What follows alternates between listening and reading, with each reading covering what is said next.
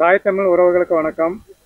இன்றைய நேர்காணலில் நம்மளோட யார் இருக்காங்கன்னு பார்த்தோம்னா, திருவில்லிபுத்தூர் சட்டமன்ற தொகுதியின் தலைவர் சுரேஷ் கண்ணன் அவங்க நம்மளோட இருக்கிறாங்க.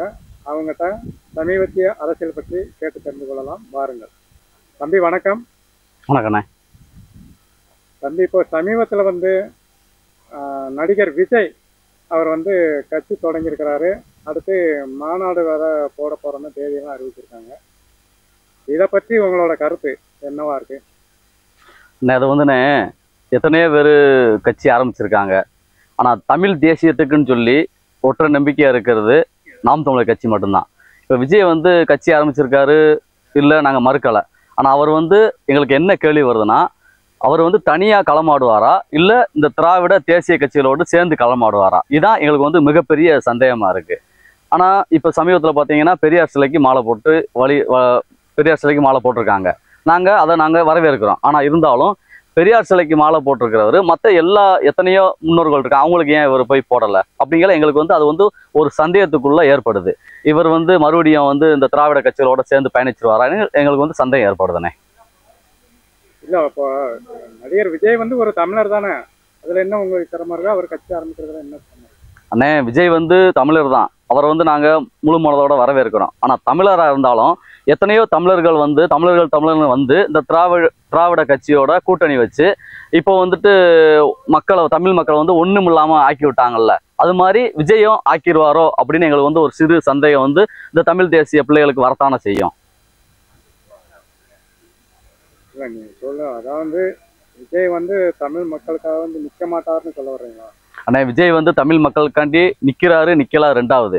ஆனால் இப்போதைக்கு தமிழ் மக்களுக்காண்டி நிற்கிறவர் செந்தமிழன் சீமான் அவர்கள் மட்டும்தான். ஆனால் விஜய் ஏன் அது மற்றவங்கள மாதிரி இது பண்ணாமல் செய்யாமல் ஒவ்வொரு மாநாட்டில் பங்கேற்கிறவர், மாநாடு போடுறாரு, செய்கிறாரு, நாங்கள் மறுக்கலை. இருந்தாலும் அவர் வர்ற காலங்களில் தான் அவர் மாநாட்டில் என்ன பேசுகிறாரு, என்ன பண்ணுறாரு, தமிழ் தேசிய கட்சிகளோடு சேர்ந்து பயணிப்பாரா, இல்லை இந்த திராவிட கட்சியோடு சேர்ந்து பயணிப்பாரான்னு அவர் மாநாடு போட்டு அவர் வாய் திறந்து என்ன பேசுகிறாரோ அதில் தானே நம்ம உறுதியாக சொல்ல முடியும். அது வரைக்கும் நம்ம என்ன கருத்து என்று நம்ம அதை சொல்ல முடியாதானே.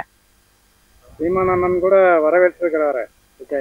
சீமான் அண்ணன் அவர் ஒரு தமிழர், நம்ம ஒரு தமிழர் வந்தால் நல்லா இருக்கும் அப்படின்னு சொல்லி வரவேற்றிருக்காரு. இது அண்ணனோட பெருந்தன்மை.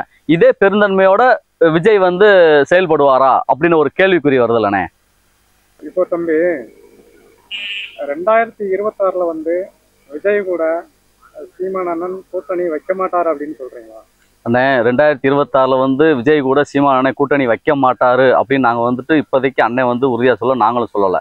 இதே இது என்னன்னா, எங்கள் அண்ணன் செந்தமிழ் சீமான் அவர்கள் எங்களோட தலைவர் மேதகு பிரபாகரன் அவரோட தத்துவத்தையும் கொள்கைகளையும் ஏற்று வழிநடத்தி செல்றாங்க, தமிழ் தேசிய பாதையில் செல்றாங்க. இதே பாதையில் விஜய் பயணித்து வருவாரா? அதான் எங்களுக்கு ஒரு சின்ன சந்தேகமாக இருக்குது. அதே பாதையில் பயணித்து வந்தார்னா நாங்கள் கூட்டணி எங்கள் அண்ணன் உறுதியாக வைப்பாங்க. ஆனால் இதே இது இந்த தேசிய கட்சி, திராவிட கட்சி, இந்த கட்சி கூட தான் எப்பயுமே கூட்டணி இல்லை அப்படின்னு எங்கள் அண்ணன் சொல்லியிருக்காரே தவிர, எங்கள் தமிழ் தேசிய பாதையை நோக்கி எங்கள் தத்துவத்தை ஏற்று வர்றவங்க கூட எங்கள் அண்ணன் கூட்டணி இல்லைன்னு எப்பயுமே எங்கள் அண்ணன் சொன்னது கிடையாது, நாங்களும் சொன்னது கிடையாது. அதனால் எங்களோட தலைவரோட கொள்கைகளும் எங்களோட தமிழ் தேசிய கொள்கைகளை ஏற்று வர்றவங்க கூட கண்டிப்பாக அண்ணன் கூட்டணி வைப்பார் அப்படின்னு எங்களுக்கு ஒரு சின்ன நம்பிக்கை இருக்குண்ணே.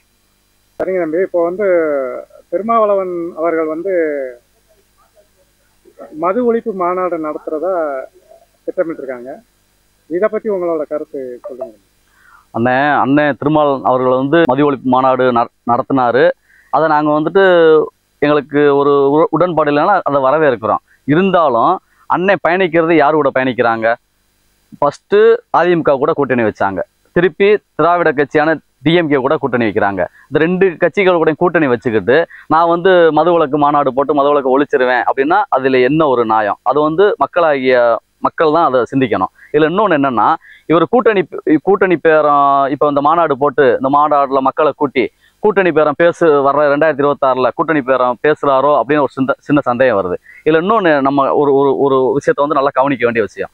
இவர் அண்ணன் இதுக்கு முன்னால் கூட்டணி வச்சார்ல, அப்போ கூட்டணி இருக்கையில் நான் உங்க கூட கூட்டணிக்கு வரணும்னு இந்த திராவிட கட்சிகள் டிஎம்கே ஏடிஎம்கே கூப்பிடையில அவர் வந்து இல்லை நீங்கள் மது முற்றிலும் ஒழிச்சா தான் நான் அவங்க கூட கூட்டணிக்கு வருவேன் அப்படின்னு அண்ணன் திருமாவளவன் சொல்லியிருந்தாங்கன்னா எவ்வளோ அழகாக இருந்தா இருக்கும். இதை வந்து நாங்கள் அப்படி அண்ணன் சொல்லியிருந்தாருன்னா நாங்கள் அவரை வரவேற்றிருப்போம். ஆனால் அப்படியெல்லாம் சொல்லாமல் இப்போ திடீர்னு ஒரு கிட்டத்தட்ட ஒரு 10 ஆண்டு காலமாக இல்லை ஒரு 5 ஆண்டு காலம் இல்லை 20 காலமாக அவங்க கூட சேர்ந்து திராவிட கட்சியோட ஏடிஎம்கே டிஎம்கே கூட சேர்ந்து பயணிச்சுட்டு இப்போ திடீர்னு மது விலக்கு ஒழிப்பு மாநாடு போட்டால் அது எந்த விதத்தில் நியாயம்? இது வந்து முற்றிலும் ஏற்றுக்கொள்ள முடியாத ஒன்று. அதில் வந்து பார்த்தீங்கன்னா இப்போ 2026 தேர்தல் வந்துக்கிட்டு இருக்கு. இந்த தேர்தல் வர்றதுனால நம்ம இந்த மாநாடு போட்டு அதில் வந்து சீட்டு பேரம் பேசுறதுக்காண்டி இந்த மாதிரி செய்வாரோ அப்படின்னு எங்களுக்கு வந்து ஒரு சந்தேகம் எழுப்பிக்கிட்டு இருக்குண்ணே. அந்த மாநாட்டினால வந்து மதுவை ஒழிக்கிறதுக்கு வாய்ப்பே இல்லைன்னு சொல்றீங்களா?